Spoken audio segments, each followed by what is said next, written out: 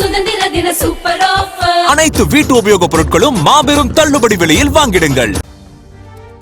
சென்னையை அடுத்த தாம்பரம் பம்மல் அருகே உள்ள காமராஜர் நகரில் சட்டவிரோதமாக போலி மணல் தயாரிக்கும் சிண்டிகேட் முகாம்கள் இயங்கி வருவது குறித்து நியூஸ் தமிழ் தொலைக்காட்சியில் செய்தி வெளிவந்தது. செய்தி வெளியான அடுத்த கணமே பல்லாவரம் தாசில்தார் நடராஜ் தலைமையிலான அதிகாரிகள் உடனடியாக சம்பவ இடத்திற்கு விரைந்து சென்று சீக்கிரட்டாக முதற்கட்ட ஆய்வை மேற்கொண்டனர். அங்கு சட்டவிரோத போலி மணல் தயாரிப்பு நடைபெறுவது உறுதியானதை தொடர்ந்து அடுத்த கட்ட ஆக்ஷனுக்கு அதிகாரிகள் ஸ்கெட்ச் போட்டனர்.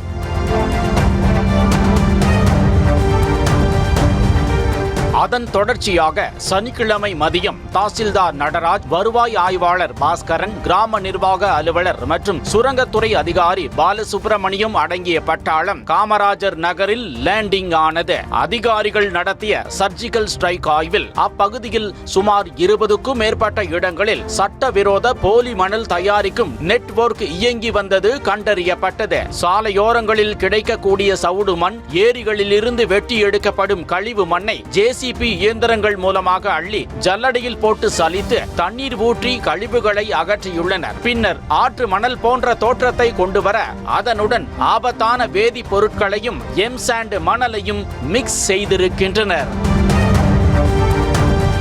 இயற்கையான ஆற்று மணல் என்ற போர்வையில் அப்பாவி பொதுமக்களிடம் இந்த போலி மணலை விற்பனை செய்து பல லட்சம் ரூபாயை கல்லா கட்டியது விசாரணையில் அம்பலமாகியுள்ளது. சோதனையின் முடிவில் பல்வேறு இடங்களில் மலை போல குவிக்கப்பட்டிருந்த டன் கணக்கிலான போலி மணலை அதிகாரிகள் பறிமுதல் செய்தனர். இந்த போலி மணல் குறித்து கனிம வளத்துறை அதிகாரிகள் விடுத்துள்ள எச்சரிக்கை மேலும் அதிர்ச்சியை ஏற்படுத்தியுள்ளது.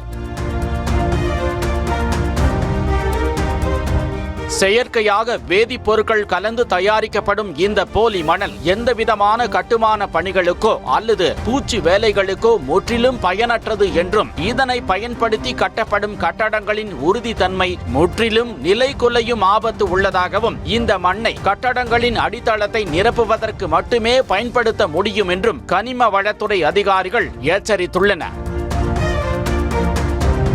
தற்போது அப்பகுதியில் அதிகாரிகளின் சோதனை சூடுபிடித்துள்ள நிலையில் தொடர்ந்து டன் கணக்கில் போலி மணல் பறிமுதல் செய்யப்பட்டு வருகிறது. அதே நேரத்தில் இந்த போலி மணல் நெட்வொர்க்கை பின்னணியில் இருந்து இயக்கிய மாஸ்டர் மைண்ட் கும்பல் எது? இந்த சட்டவிரோத தொழில் நடைபெற்ற இடம் பட்டா நிலமா அல்லது அரசு நிலத்தை ஆக்கிரமித்து இந்த ஸ்கேமை செய்தார்களா? பின்னணியில் உள்ளூர் அரசியல் புள்ளிகள் யாராவது இருக்கிறார்களா என்பது குறித்து பல்வேறு கோணங்களில் அதிகாரிகள் தீவிர விசாரணை கொண்டு வருகின்றனர். வருவாய்த்துறையின் இந்த அதிரடி ஆக்ஷனால் போலி மணல் மாஃபியாக்கள் தற்போது அலறி அடித்துக் கொண்டு ஓடிக்கொண்டிருக்கிறார்களாம்.